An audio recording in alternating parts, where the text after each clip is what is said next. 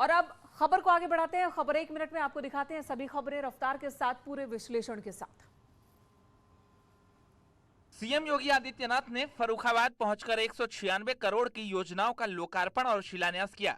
इस दौरान सीएम ने जनसभा को संबोधित भी किया। सीएम ने कहा कि डबल इंजन की सरकार में तेज विकास हो रहा है और सरकार ने जो कहा वो करके दिखाया है।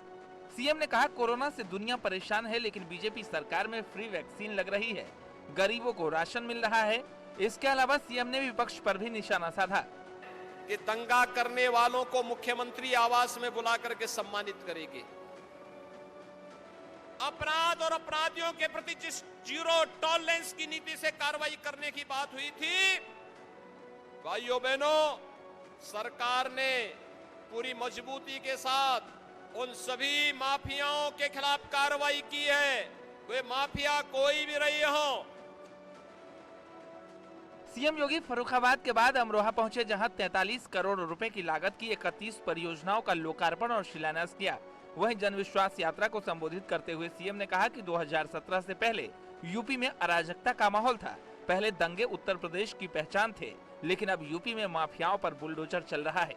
इसके अलावा सीएम ने कहा कि अयोध्या में भव्य राम मंदिर बन रहा है और अब मथुरा वृंदावन भी पीछे नहीं रहेगा, वहाँ भी तेजी से विकास किया जा रहा है।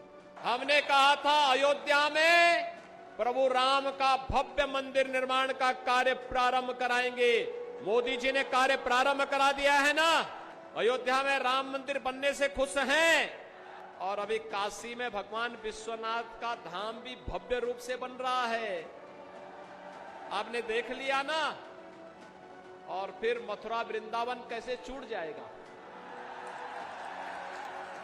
वहां पर भी काम भव्यता के साथ आगे बढ़ चुका है।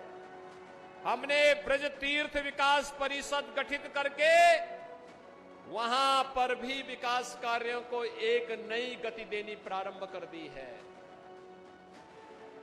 सीएम योगी ने लखनऊ में आयोजित एक कार्यक्रम में रसोइयों और इंस्ट्रक्टर के लिए कई सौगातों का ऐलान किया है। सीएम योगी ने रसोइयों का मानदेय 500 रुपए और इंस्ट्रक्टर का मानदेय 2000 रुपए बढ़ाने का ऐलान किया है।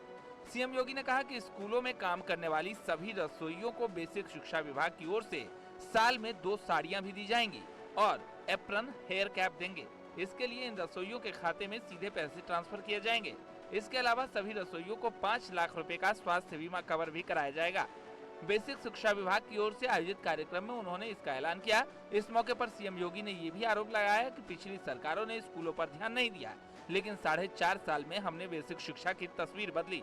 एक तो आंगनबाड़ी की तर्ज पर इन लोगों ने ड्रेस की मांग की है और मैं आज कहना चाहता हूं कि इनको रसोइया जितने भी हैं उनको वर्ष में 2 साड़ी बेसिक शिक्षा परिषद की तरफ से इनको उपलब्ध करवाएंगे।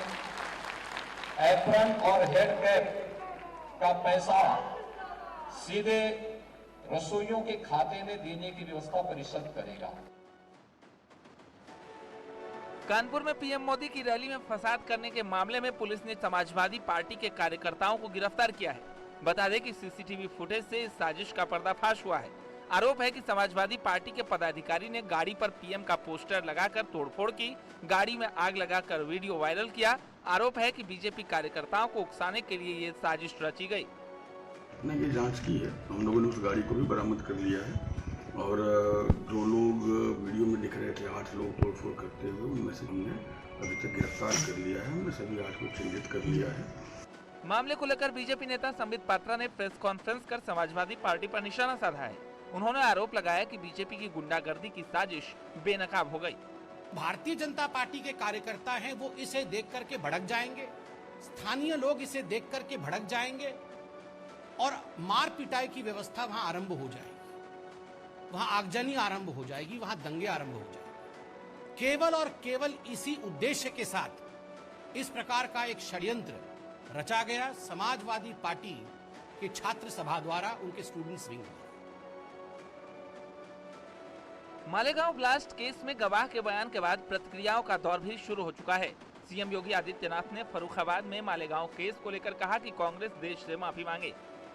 आपने मालेगांव विस्फोट के मामले में देखा होगा, कांग्रेस की शरारत देश के खिलाफ एक अपराध है और कांग्रेस के लोगों को इसके लिए माफी मांगनी चाहिए देश की जनता से। आप सोच सकते हैं, हिंदुओं के प्रति कांग्रेस पार्टी के मन में, कांग्रेस पार्टी के मस्तिष्क में किस प्रकार की घृणा रही होगी और यह षड्यंत्र कितना बड़ा रहा होगा कि इतने वर्षों बाद भी परत दर परत षड्यंत्र के पत्ते खुल रहे हैं।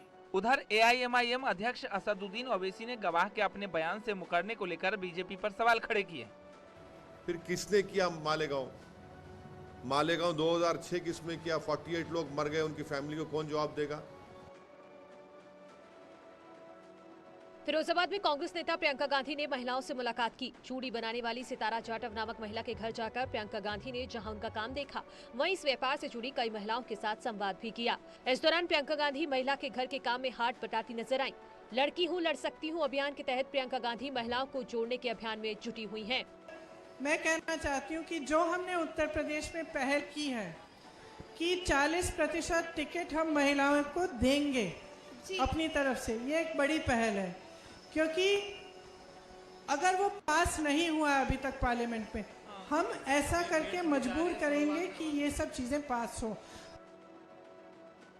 खटीमा में राज्य के पहले क्रोकोडाइल इको पार्क का सीएम पुष्कर सिंह धामी ने उद्घाटन किया। सीएम धामी ने पार्क में पहले पूजा अर्चना की और फिर अपनी पत्नी के साथ पार्क का दीदार किया। सीएम धामी ने न्यूज 18 से खास बातचीत में कहा कि क्रोकोडाइल इको पार्क जंगल सफारी के खुलने से क्षेत्र में पर्यटन और रोजगार बढ़ेगा। वहीं खटीमा के ही सुरई रेंज में सीएम पुष्कर सिंह धामी ने जंगल सफारी का शुभारंभ किया। इस दौरान सीएम धामी के साथ उनकी पत्नी गीता धामी ने भी जंगल सफारी का लुत्फ उठाया।